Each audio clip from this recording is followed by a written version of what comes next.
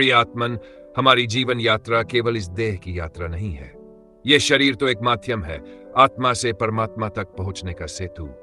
भक्ति वह शक्ति है जो अंधकार को प्रकाश में बदल देती है। भक्ति वह सेतु है जो आत्मा को परमात्मा से जोड़ देती है। और इस चैनल का हर प्रयत्न यही है कि जीवात्मा का आत्मा से मिलकर परमात्मा तक पहुंचने का मार्ग बने। आत्मन, स्वागत है आपका इस परम यात्रा में। आज हम एक अत्यंत गहन किंतु दिल को छू लेने वाले विषय पर बात करेंगे, प्रकृति और जीव का संबंध। यह संबंध उतना ही पुराना है जितनी यह पृथ्वी और उतना ही गहरा जितना सागर। यदि हम इसे सही से समझ लें तो न केवल हमारी सोच बदल जाएगी, बल्कि जीवन को देखने का दृष्टिकोण भी पूर्णतः नया हो जाएगा।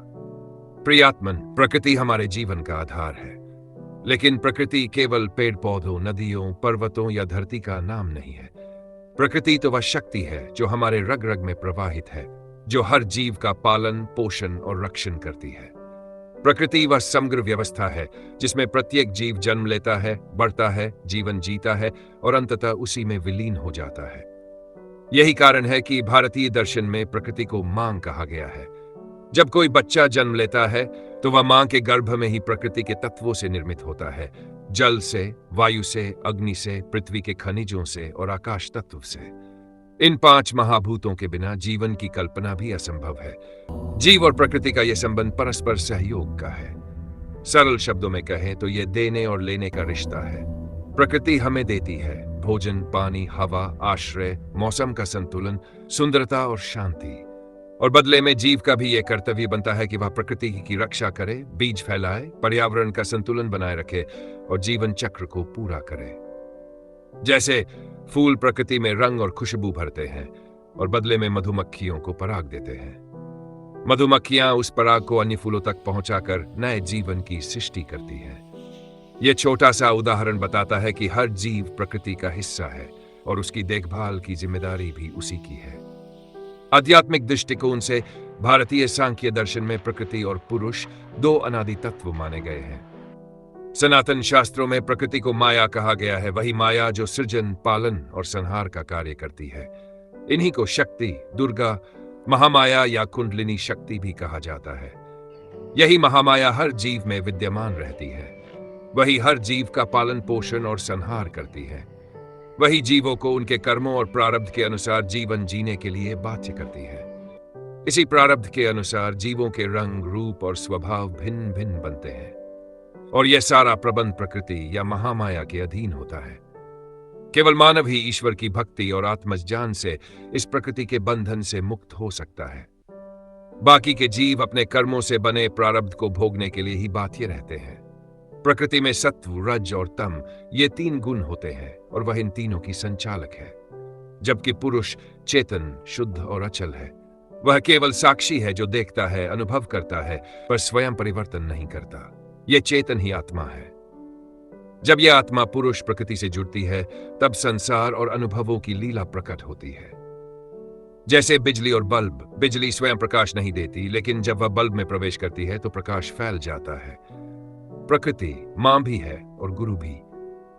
जब हम जीवन की कठिनाइयों से थक जाते हैं तब प्रकृति की गोद में शांति मिलती है।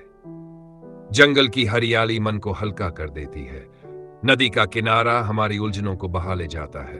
पर्वत हमें धैर्य और स्थिरता सिखाते हैं। इसीलिए हमारे ऋषि मुनियों ने अपना अधिकांश जीवन प्रकृति की गोद में व्यतीत किया। तप, ध्यान और योग का सर्वश्रेष्ठ फल प्रकृति के वातावरण में ही प्राप्त होता है। प्रकृति के अपने कुछ अटल नियम हैं। जैसे आम का पेड़ लगाने से आम ही मिलेगा, कांटे के पौधे से फूल नहीं। पेड़ सर्दी, गर्मी और वर्षा सहकर फल देते हैं पर स्वयं नहीं खाते। मधुमक्खियां मेहनत कर मधु बनाती है पर वह दूसरों के लिए छोड़ देती है। सूर्य, चंद्र, धरती और आकाश सब हमें कुछ न कुछ सिखाते हैं। इस प्रकार प्रकृति हमारी माता भी है और गुरु भी। यदि जीव प्रकृति का संतुलन बिगाड़ देता है तो उसका प्रभाव उसी पर पड़ता है। जंगल काटने से मौसम बदल जाते हैं। नदियां प्रदूषित करने से पानी विषैला हो जाता है। हवा को गंदा करने से श्वासें कठिन हो जाती हैं। प्राचीन भारत में मनुष्य जानता था कि प्रकृति से लो पर उसे सहेज कर लौटाओ।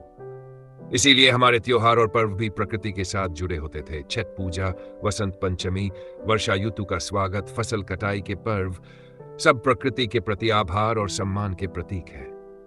जब हम प्रकृति को केवल संसाधन नहीं बल्कि मां, साथी और मित्र मानते हैं, तब हमारे भीतर उसके लिए प्रेम जागृत होता है। जब हम एक पेड़ को पानी देते हैं तो केवल उसका जीवन नहीं बचाते, बल्कि अपने भीतर करुणा का बीज भी बोते हैं। नदी के किनारे बैठकर हम अनुभव करते हैं वह कितनी शांत, कितनी निस्वार्थ होकर हमें जीवन देती है। प्रकृति बिना शर्त के देती है, पर हम ही अक्सर स्वार्थी पात्र बन जाते हैं। जीव और प्रकृति का रिश्ता बहुत गहरा है।